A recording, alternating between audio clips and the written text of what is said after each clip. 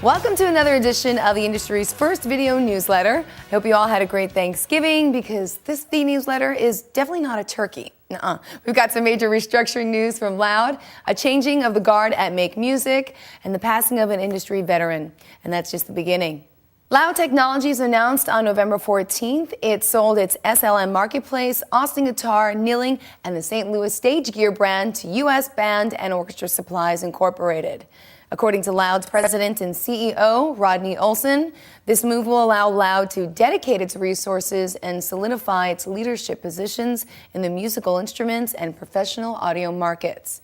To hear more of what Olson has to say, check out an exclusive interview in the January issue of the Music and Sound Retailer. Loud also received a letter from the NASDAQ National Market on November 24th stating Loud did not file its quarterly report called a 10Q for its quarter ending September 30th.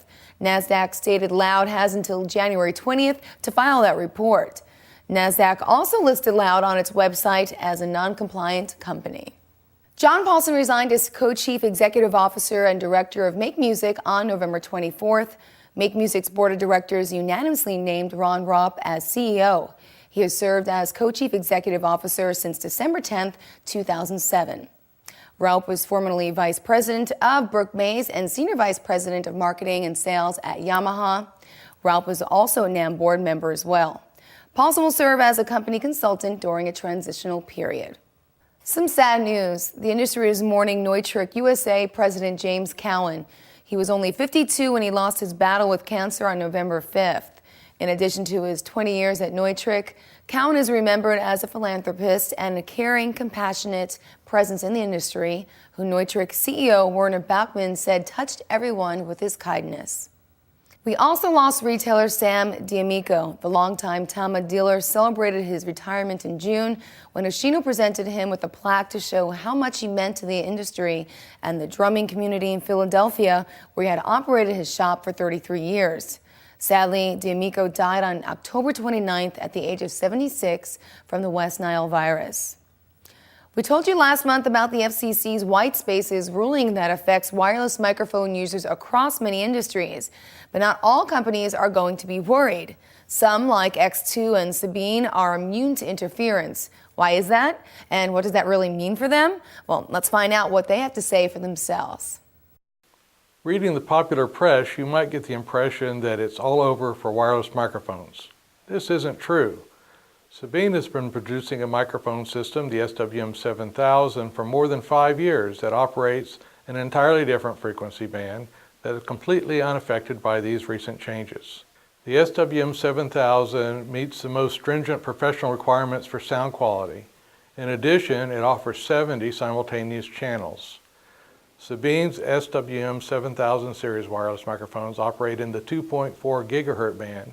Sabine has also recently received approvals from our testing agency that permits us to begin production of a new series, the SWM6000, that will be similar but transmit in the 915 ISM band. This is also outside of the digital TV changeover. It's not the end of the world. Sabine has a solution and we're shipping now. To briefly review, white spaces is the television spectrum that is unused in between current active TV channels. This space has been set aside for broadcasters to use for their own production for wireless microphones, communication sets, so on and so forth. The key word here is clear channels. With the recent FCC ruling, this spectrum will no longer be unused. New services and new technology will take the place of this open space and will now share the same bandwidth the wireless microphones and the broadcasters used. However, safeguards were put in place to protect licensed wireless users.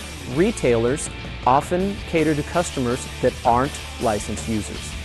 Yet these customers rely on the retailer to provide frontline sales support and knowledge and expertise to ensure that their purchase of wireless equipment will last for the long haul.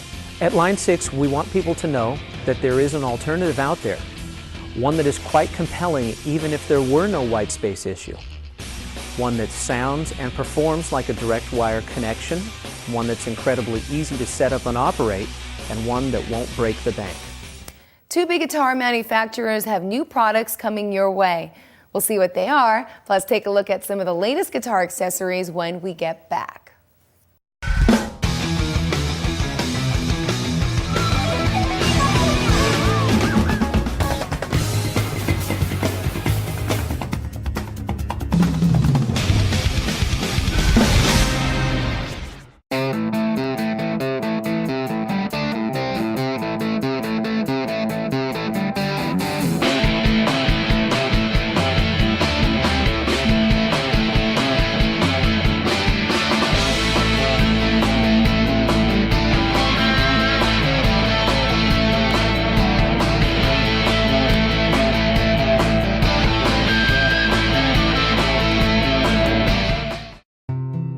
She was the new girl.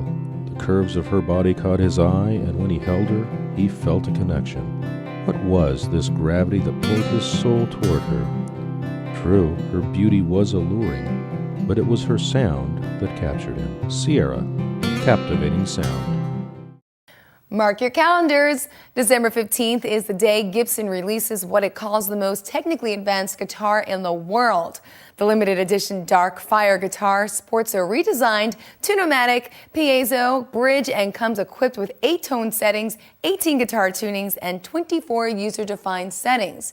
It's set up using a computerized system that scans and dresses a guitar under actual playing conditions. And it comes with a master control knob that incorporates a full-color mini TV screen and lets you change pickups, coils, EQ settings, and tunings at the same time. Dark Fire comes with versions of Native Instruments Guitar Rig 3 and Ableton Live 7 Gibson Studio Edition that were fine-tuned specifically for the guitar. Another new guitar that might pique your interest is the JA90 Telecaster from Fender and Jimmy Eat World frontman Jim Atkins. This single cutaway semi-hollow guitar has an ash body, mahogany set neck, an Adjustomatic bridge, and with stop tailpiece and Seymour Duncan soap bar pickups with 3-way switching and volume and tone controls. It comes in crimson red and ebony transparent finishes. While we're on the subject of guitars, how about we take a look at some of the accessories hitting guitar shops like yours, like the Taurus bass pedals from Moog Music. They're making a comeback in a limited edition offering of 1,000 pedals. They reproduce the Taurus One sound engine and add features like 16 banks of presets, plus MIDI sync, tap tempo, and inputs for volume, filter, pitch, and gate. Or how about the new Pro Series gig bags from Levy's Leathers? The line includes bags for your acoustic or electric guitar, as well as your electric bass. Your gear is protected by 1-inch foam padding, a neck stabilizing system, and a strap pin suspension absorbers. Next month at NAMM, you'll get a look at Solid Cable's dynamic arc beta instrument cable. It's designed for guitarists, but also offers a stout low end and woody top end you'll want if you play dub or reggae type bass guitars. They feature a metal black die-cast shell, helical wound spiral shielding, and a tear-resistant protective outer armor. You'll be hearing more about the upcoming NAMM show in our next few broadcasts. Plus, don't forget to catch me on Convention TV at NAMM, playing on the show floor and in your hotel room. That didn't sound so good, but you know what I mean, right? All right, but I'm getting ahead of myself here. First, our final note, which is coming up next. This year, Electro Voice celebrates 80 years of making the world sound better. Stronger than ever as we complete our first year under Bosch ownership. As part of the Bosch Communication Systems family of brands, EV is focused on an exciting future, building upon our unique legacy as a pro audio pioneer.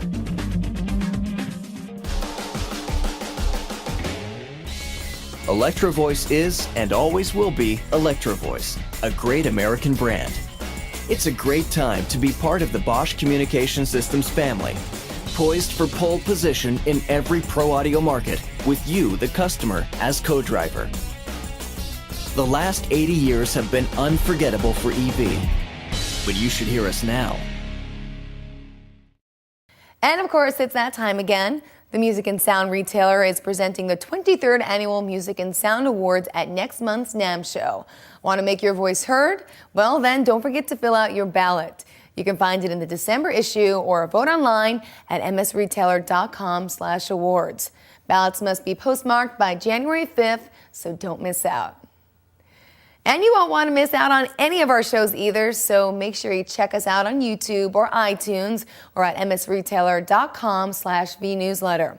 We'll be back in 2 weeks with even more of the news, product announcements, and exclusive content. You need to stay in the loop. As always, if you have anything to share with us about these broadcasts, Music and Sound Retailers editor Brian Burke is happy to hear from you. Until next time, I'm Jill Nicolini, and of course, we thank you for watching.